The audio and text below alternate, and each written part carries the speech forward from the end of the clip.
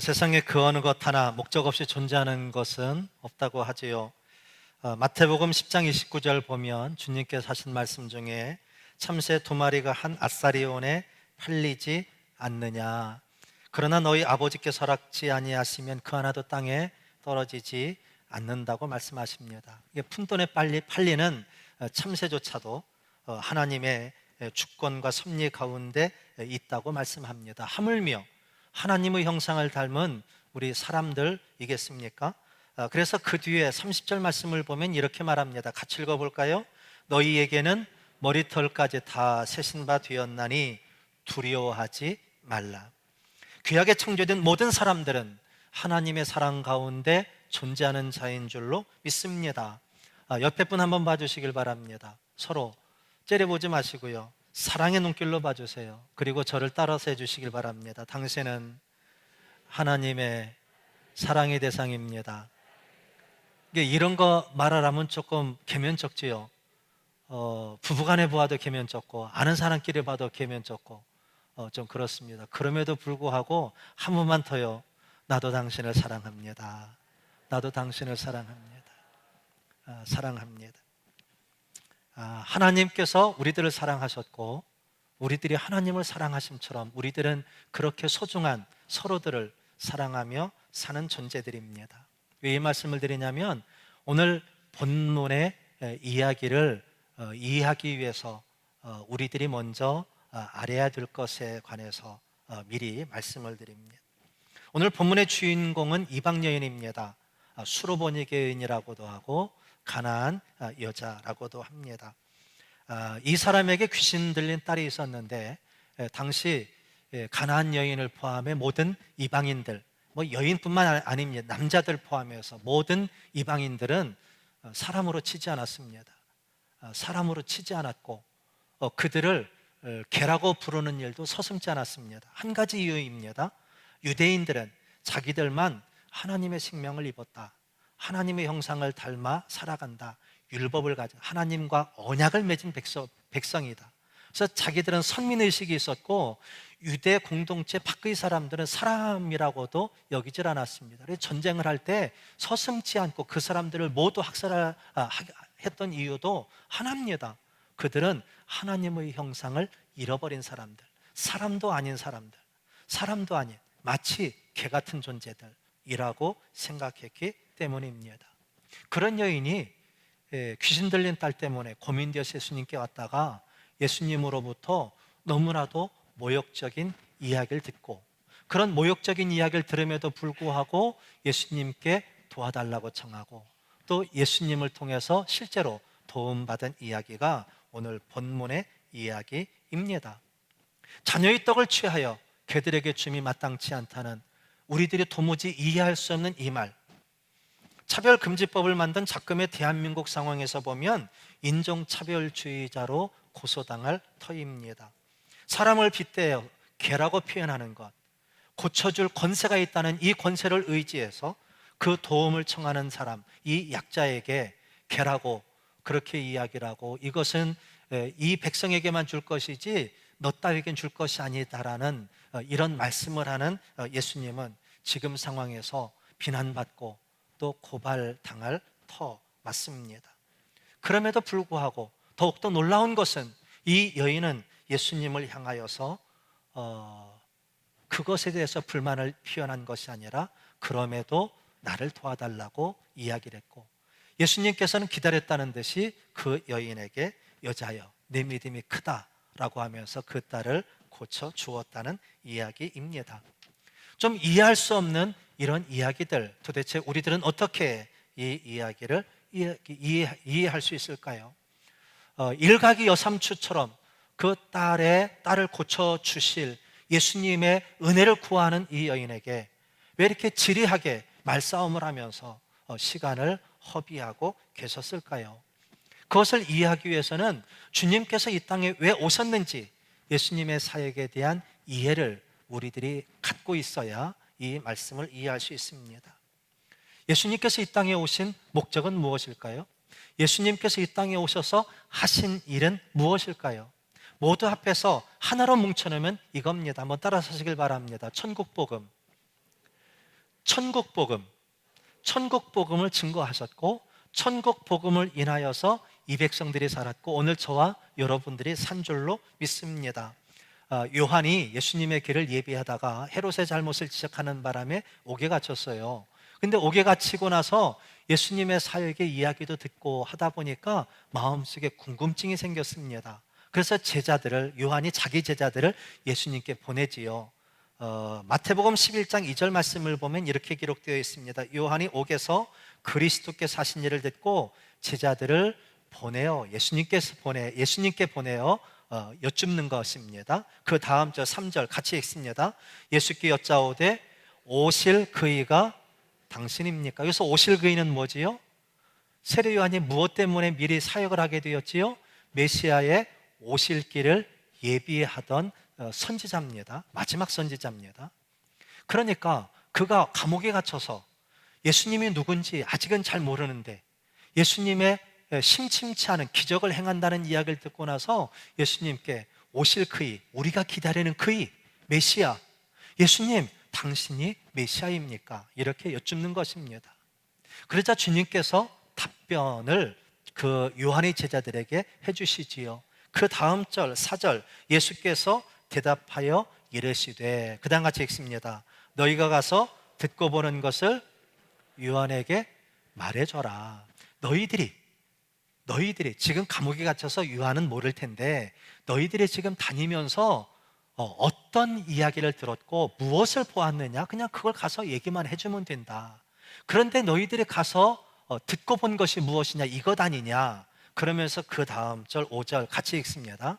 맹인이 보며 못 걷는 사람이 걸으며 나병한 자가 깨끗함을 받으며 못 듣는 자가 들으며 죽은 자가 살아나며 가난한 자에게 복음이 전파되는 것을 너희들이 보지 않느냐, 그걸 가서 얘기해 주면 된다라고 말씀하신 것입니다.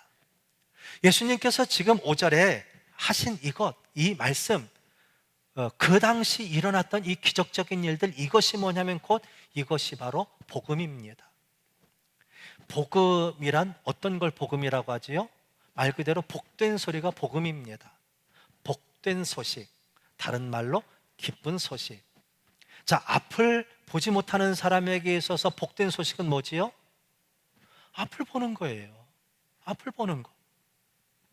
지금 걷지 못하는 자들에게 있어서 복된 소식이 뭐예요? 걸어가는 거예요.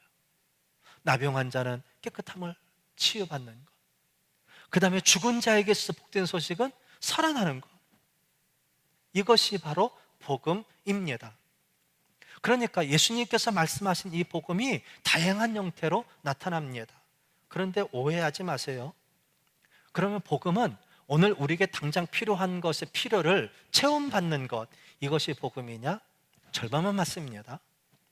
지금 우리들이 말해서 아픈 것이 나음받고 보지 못하는 것들을 보게 되고 듣지 못하는 것을 듣게 되는 이 복음은 육체에 한정된 복음입니다. 육체에 한정된 복음. 사람마다 정말 지금 내 생애에 있어서 가장 당면한 과제가 다 다를 것입니다. 만약 여기 있는 우리 공동체원들, 우리 영화 성도들 전체에 지금 필요한 복음이 있다면, 우리 육체의 복음이 있다면 무엇일까요? 코로나 아닐까요? 코로나가 싹 물러가는 것. 근데 여러분 보십시오. 육체의 질병을 고침받는 복음, 코로나가 물러나는 복음, 이런 것들은 육체에 한정되어 있어요. 그러니까 육체를 가지고 살아가는 자들은 그 복음만 보는 거예요. 어떤 사람들은 그래서 돈을 구합니다. 어떤 사람은 권력을 구합니다. 어떤 사람은 내 몸의 병을 치료받는 것을 구합니다. 그것만 해결되면 더 이상 예수님과 관계가 없는 거예요. 왜냐하면 내게 지금 당장 필요한 복음이 채워졌다는 것이지. 그런데 우리들은 너무나 잘 알고 있습니다. 우리들은 육체를 입고 살아가는 자가 아닙니다. 육체 가운데서 이 세상에 살아가고 있는 것이 사실이지만 우리들은 육체의 산만을 보고 살아가는 자가 아닙니다. 몇 주 전에 드린 말씀처럼 사도 바울이, 만약 우리가 그런 자라면 세상에서 가장 불쌍한 자다. 우리들은 육체에 매여 사는 자가 아니기 때문에 단순하게 육체의 복음만이 필요한 자가 아니고 육체의 복음만을 위해서 살아가는 자가 아니고 우리들은 그것과 비교할 수 없는 영생의 삶을 살아가야 되는 자여서 영생의 복음을 구하는 자, 영생의 복음을 갈구하는 자, 영생의 생명을 갈구하는 하나님의 사람인 줄로 믿습니다. 바로 그것 때문에 예수님은 지금 이 수로보니게 여인, 가나안 여인과 씨름하고 있는 것입니다. 단순하게 육체의 문제를 해결받는 것은 육체를 입고 살아가는 사람들에게 한정된 일입니다. 그러나 지금 예수님 앞에 있는 이 가나안 여인에게 예수님은 육체만을 위해 살아가는 자가 아니고 영혼의 문제, 영생의 문제, 하나님의 생명이 그에게 입혀지기를 바라는 마음에서 예수님은 조금 지리하지만, 조금은 답답한 것 같지만, 조금은 이 여인에게 모욕적인 것 같지만 조금 더 진리에 접근하기를 원하셔서 지금 이 말씀을 하고 계시는 것입니다. 육체의 문제가 필요하다고 생각하는 사람, 육체의 문제만 해결되면 된다고 생각하는 사람들이 아직 세상 가운데 있습니다. 구약시대 때부터 하나님은 그것을 외면치 않으셨습니다. 그래서 땅이 필요한 사람에게 땅을 주심하고 약속하셨고, 자손이 필요하다고 할 때 자손을 언약해 주셨고, 전쟁 없이 살아야 되기 때문에 평화의 복을 언약해 주셨습니다. 이것이 아브라함에게 주신 약속이었고 유대인들이 그 복을 갈구했습니다. 근데 문제는 그것만을 바라보고 살아가니 그들이 더 이상 하나님의 생명을 누리지 못하고 살아갔던 것입니다. 다시 한번 말씀드립니다. 오늘 우리들은 육체의 삶만이 아니라 영혼의 삶, 영생의 삶이 주어진 자들입니다. 그리고 우리들은 육체의 생명이 소중한 것과 비교할 수 없을 더 큰 소중함과 가치 있는 영혼의 삶의 가치를 깨닫고 살아가는 자들입니다. 신명기서 28장을 축복장이라고 하지요. 3절부터 7절을 보면 우리들이 이 땅에서 누리고 싶어하는 모든 복들에 관해서 기록되어 있습니다. 이것이 농경사회, 유목민들에게 적합한 복이지만 이것이 오늘 우리 시대의 용어로 바뀌면 여러분들이 필요한 대로 다 바꾸어도 괜찮습니다. 그런 복을 우리들에게 주심하고 약속해 주셨어요. 그렇게 이해하고 한번 같이 읽어봅시다. 신명기서 28장 3절, 성읍에서도 복을 받고 들에서도 복을 받을 것이며 내 몸의 자녀와 내 토지의 소산과 내 짐승의 새끼와 소와 양의 새끼가 복을 받을 것이며 내 광주리와 떡반죽 그릇이 복을 받을 것이며 내가 들어와도 복을 받고 나가도 복을 받을 것이라. 7절을 보면 너를 치려고 일어난 대적이 한 길로 왔다가 몇 길로 도망친다고요? 7길로 도망치는 역사가 여러분께 있으시기를 축복합니다. 좀 더 크게 아멘 하셔도 됩니다. 이 모든 복들이 여러분들에게 100배의 복으로 부어지기를 주님의 이름으로 축복합니다. 그런데 이것보다 우리가 해야 될 더 중요한 것들이 있다는 말씀을 드렸었지요. 그게 바로 1절, 2절입니다. 1절, 2절이 무엇이냐면 내가 내 하나님 여호와의 말씀을 삼가 듣고 어떻게 해요? 지키면. 이게 3절부터 7절까지는 하나님께서 우리들에게 주시는 복인데 이 육체의 복이 채워지기 위해서 우리들이 먼저 누려야 될 복이 있는데 그게 뭐냐면 우리 영혼의 복이에요. 이 영혼의 복이 뭐냐면 하나님 안에 있는 사람들, 하나님의 생명을 누리는 사람들, 하나님의 생명을 누리는 사람들이 뭐냐면 신명기서 28장 1절과 2절 하나님의 말씀을 듣는 자, 하나님의 말씀을 지키는 자. 그러니 하나님의 말씀을 듣고 하나님 말씀을 지키는 하나님 안에 살아가는 이 복을 누리는 자가 육체의 복을 누릴 것이라는 거예요. 그러니 우리들이 진정 희구하고 바라고 소망할 것은 육체에 채워질 복이 아니라 우리들이 하나님의 생명을 누림, 바로 그것이 먼저 필요하고 그것을 하기 위해서, 그걸 누리기 위해서 우리들은 하나님 말씀 속에 있어야 한다는 것이지요. 이것이 전제되지 아니하고 이것을 먼저 우리들이 행하지 아니하고 이 복을 누리지 못하고 육체의 복이 채워질 수가 없습니다. 육체의 복을 누리기 위해서 우리들은 우리의 영이 먼저 살아야 함, 다른 말로 하나님의 사람이 되어야 합니다. 하나님의 사람이 된다는 것은 하나님의 사람다운 가치를 갖는 것이고, 하나님 사람다운 생각을 하는 것이고, 하나님 사람답게 살아가는 것을 말씀합니다. 사랑하는 성도 여러분, 오늘 여러분들은 여러분들의 삶에 만족하십니까? 그런데 오늘 우리들은 하나님의 사람이라면 다른 것들이 필요 없어요. 다른 갈구할 것도 하지 않아도 됩니다. 왜냐하면 이미 모든 것들이 채워졌기 때문에. 지금은 이런 분 없겠지만 예전에 해외여행 거의 없을 때 미국 가려면 배 타고도 많이 갔다잖아요. 많이 들으신 이야기일 겁니다. 어떤 사람이 겨우 배상 마련해서 미국을 가는 배에 탔는데 가면서 쫄쫄 굶었다잖아요. 며칠 굶으니까 얼굴이 노래졌는데 옆에 사람이 왜 밥도 안 먹느냐고, 식사 때가 지나가는데. 뱃사 겨우 준비해가지고 밥값이 없다고. 알고 보니 뱃삭에 밥값이 이미 포함되어 있는 거예요. 비행기 타고 가면서 밥값 안 내고 밥 다 먹잖아요. 물론 LCC는 따로 밥값을 내야 되지만 일반 항공사 같은, 메이저 항공사 같은 경우 다 밥값이 치러져 있어요. 주면 먹어도 돼요. 집에서는 라면 안 드시는 분이 꼭 비행기 가서 그 컵라면 달라 하시는 분이 있잖아요. 냄새 나서 조금 그래도요, 먹고 싶으면 청해요. 이코노미 속도에 달라고 하면 줘요. 우리가 달라고 안 하니까 안 주는 거지.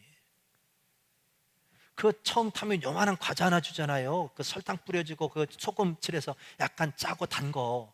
그런데 이게 먹으면요, 그렇게 맛있어요. 근데 하나 먹고 또 먹고 싶은데 없으니까 못 먹잖아요. 달라고 하세요. 또 줘요. 값이 다 들어가 있는 거예요. 10번이라도 달라면 줘요. 그냥 자꾸 시키기 미안하면요, 뒤에 갤리 들어가서 뒤에 승무원들이 있는 데 가서 좀 달라면 줘요. 하나 더 달라면 또 준다니까. 다 값이 치러져 있어요. 사랑하는 성도 여러분, 오늘 내가 예수 그리스도를 믿을 때 하나님의 생명이 저와 여러분들에게 입혀져 있어요. 필요한 모든 것들이 다 제공됩니다. 하나님께서 이미 우리들에게 언약해 주셨어요. 다 누리실 수가 있습니다. 예수 그리스도의 이름으로 우리들은 요청할 권리도 누릴 자격도 주어졌습니다. 자족하며 사는 삶이 감사하고 행복한 일이지만 육체의 삶으로 끝나는 인생이라면 세상에서 가장 불쌍한 자란 사도 바울의 말씀을 결코 잊지 마십시오. 우리들은 더 많은 것을 누릴 수 있습니다. 더 영원한 것을 누릴 수 있습니다. 그것 때문에 지금 예수님은 이 여인에게, 단순하게 자기 딸의 육체의 질병을 고침받은 이 여인에게 조금 지리한 그런 논쟁 같은 이 이야기를 하고 계시는 겁니다. 주님께서 뭐라고 말씀하셨지요? 24절 말씀 보십시오. 예수께서 대답하여 이르시되, 그다음 같이 읽습니다. 나는 이스라엘 집에 잃어버린 양 외에는 다른 데로 보내심을 받지 아니하였다. 이것은 우리들이 언뜻 생각하면 예수님은 누구를 위해 이 땅에 오셨다는 것 같아요? 이스라엘 백성들. 이스라엘 백성이라고 하는 건 소위 무엇을 의미하지요? 하나님과 언약을 맺은 백성들. 지금의 개념으로 이야기할게요. 지금의 개념으로는 예수 그리스도를 믿는 사람, 하나님의 자녀된 사람들이라고 이야기할 것입니다. 그렇다고 한다면 하나님의 자녀가 되기 위해서 따로 여러분들의 자격고사를 치렀나요? 어느 특정한 어떤 계층의 사람들, 어느 지역의 사람들, 조금 더 확장하면 어느 민족만 하나님의 백성이 되기로 작정되었나요? 성경은 그러하지 않습니다. 성경은 수없이 많은 선지자들과 수없이 많은 복음 증거자들을 통해서 말씀하시는 바는, 하나님은, 우리 주님은 만 백성이 구원받기를 원하신다.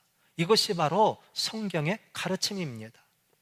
그렇다고 한다면 지금 율법 시대 말고 지금 예수님 시대에 잃어버린 자라고 할 때 잃어버린 자가 아니라 그 울타리 안에 있는 자는 누구를 말할까요? 이스라엘 백성만이 아니라 모든 이 땅의 사람들입니다. 모든 이 땅의 사람들, 하나님의 형상을 입어 지음받은 모든 존재들. 그래서 예수님은 특정한 이스라엘 민족을 위해서 이 땅에 오신 것이 아니라 모든 이들을 위해 오셨습니다. 이 땅에 어느 누구도 버림받지 않습니다. 어느 누구도 그 반열에서 제외됨이 탈락된 자가 없습니다. 스스로 그 자리를 뛰쳐나가는 자는 있을지는 모르겠으나 예수님께서 미리부터 구분지어서 너는 아니야 라고 하시는 법이 없습니다. 하나님의 생명을 스스로 잃은 자의 자리로 내려간 사람은 있어도 하나님께서 그 생명을 강제로 빼앗은 자가 없습니다. 예수님은 지금 예수님 앞에 있는 이 여인을 포함해 어느 누구도 잃어버린 자의 자리에 밀어놓으신 법이 없습니다. 그런 예수님께서 잃어버린 자 외에는 내가 그들을 위해 보냄받지 않았다는 이야기는 우리 예수님은 이 여인을 포함해 이 땅에 있는 모든 사람들을 위해 오셨다는 말입니다. 정확하게 이해하십시오. 또 한 번 두 번째 주님께서 하신 말씀이 있지요. 26절입니다. 대답하여 이르시되, 같이 읽습니다. 자녀의 떡을 취하여 개들에게 던짐이 마땅하지 아니하니라. 아까도 말씀드렸지만 이방인들을 개로 취급하던 유대인들이 있었어요. 그래서 이야기를 들으면 유대인이 아닌 이 수로보니게 여인, 유대인이 아닌 우리 대한민국 사람들을 마치 개라고 하는 것 같아요. 그런데 조금 전 말씀드린 것처럼 우리 주님은 이 땅의 어느 누구도 예수님 안에 구원받을 그 지경에 밖으로 던져버리신 적이 없습니다. 이 여인도 그래서 개로 취급받는 것이 아니라 바로 주님의 구원의 그 바운더리 안에, 주님의 구원의 경계 안에, 주님의 구원의 공동체 안에 이미 들어와 있는 자입니다. 오해하지 마십시오. 이 여인을 모독한 것이 아니라 어쩌면 깨닫지 못한 이 여인은 그것을 모독스럽게 생각하고 깨닫지 못한 누군가는 그걸 모독스럽게 생각할 수 있겠으나 이것은 결코 아닙니다. 구약시대 때는 그러했을 수 있습니다. 왜냐하면 그들이 하나님의 구원 계획을 제대로 이해하지 못했기 때문이지요. 그러나 예수님은 어느 누구도 애시당초부터 구원받지 못할 사람으로 미리 금 그어 놓으신 적이 없습니다. 이 땅의 어느 누구도 하나님의 생명을 얻는 일에 제외되지 않았습니다. 예수님을 그리스도라 고백한 모든 이가 바로 구원받게 될 줄로 믿습니다. 그래서 지금 이 여인에게 뭐라고 말씀하시느냐면 너에게 하나님의 생명이 있다고 지금 역설적으로 말씀하고 계시는 것입니다.